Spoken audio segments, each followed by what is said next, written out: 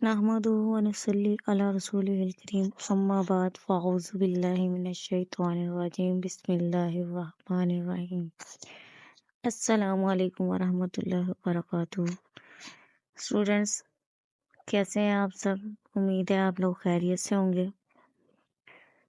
آج ہم سٹارٹ کرنے جا رہے ہیں ترجمۃ القرآن فرسٹ ایئر کی۔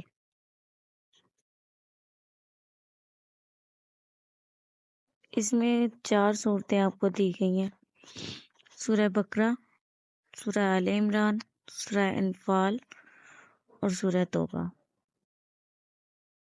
سب سے پہلے اس میں قرآن مجید کے آداب دیے جاتے ہیں جو کہ ہم سب کو پتہ ہے اور تقریباً ہر کلاس میں بتائے جاتے ہیں۔ اس کے بعد سورہ بقرہ سے سٹارٹ کیا جاتا ہے، فرسٹ چیپٹر سورہ بقرہ کا ہے۔ تو آج ہم سورہ بقرہ کے تعارف اور خصوصیات سے سٹارٹ کریں گے۔ سورہ بقرہ قرآن مجید کی ترتیب کے اعتبار سے دوسری اور سب سے طویل سورت ہے۔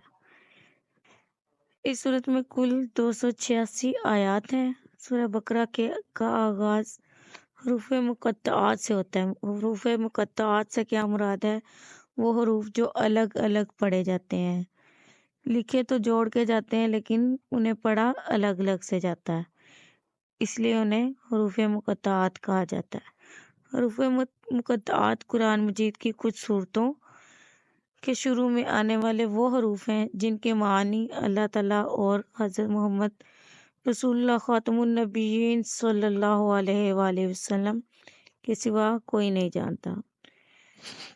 سورہ بقرہ کی آیت 67 تا 73 میں اس گائے کا واقعہ مذکور ہے جسے ذبح کرنے کا حکم بنی اسرائیل کو دیا گیا تھا۔ اس لیے اس سورہ کا نام سورہ بقرہ ہے، کیونکہ بقرہ عربی زبان میں گائے کو کہتے ہیں۔ اس واقعہ میں بہت سی حکمتیں ہیں، جن میں سے ایک اہم بات یہ ہے کہ اللہ تعالیٰ نے انسانوں کے مر جانے کے بعد انہیں دوبارہ زندہ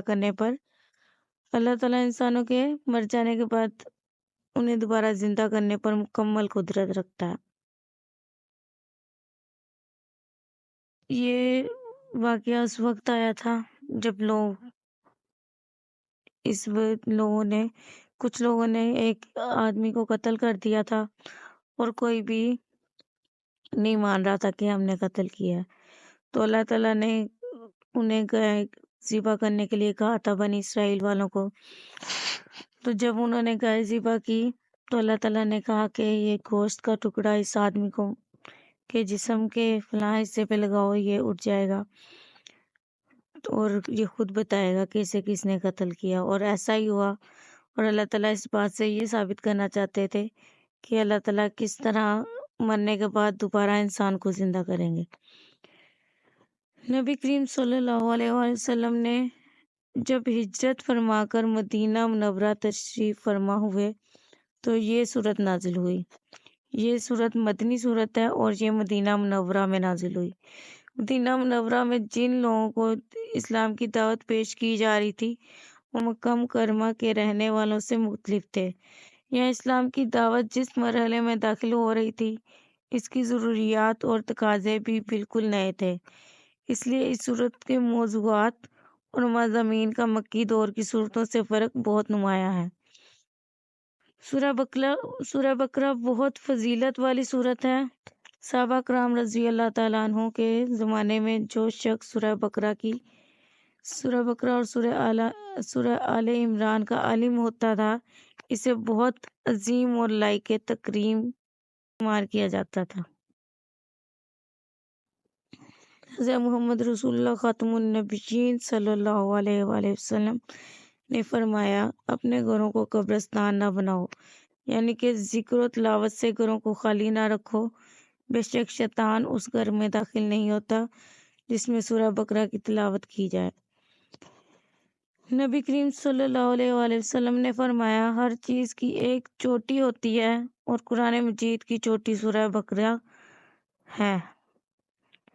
حضور اکرم صلی اللہ علیہ وآلہ وسلم نے فرمایا، سورہ بقرہ پڑھا کرو، اس کے پڑھنے میں برکت، چھوڑنے میں حسرت اور بدنصیبی ہے، اور اہل باطل، جادوگر، کاہن اور مکار لوگوں کا اس پر بس نہیں چلتا، یعنی کہ ان کا فریب اثر نہیں کرتا۔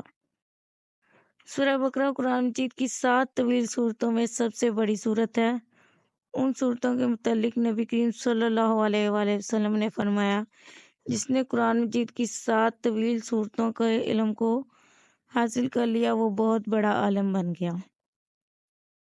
سورہ بقرہ کی آخری 2 آیات کے بارے میں حضور اقدس صلی اللہ علیہ وآلہ وسلم نے فرمایا، جو شخص بھی سورہ بقرہ کی آخری 2 آیات رات کو سونے سے پہلے پڑھے گا، اس کے لیے کافی ہو جائیں گی۔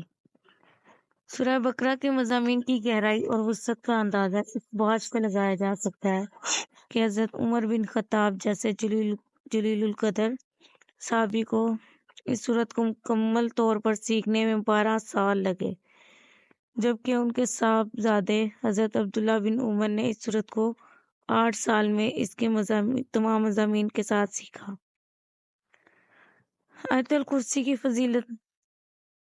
آیت الکرسی قرآن مجید کی بہت فضیلت والی آیت ہے اور تمام آیتوں کی سردار ہے۔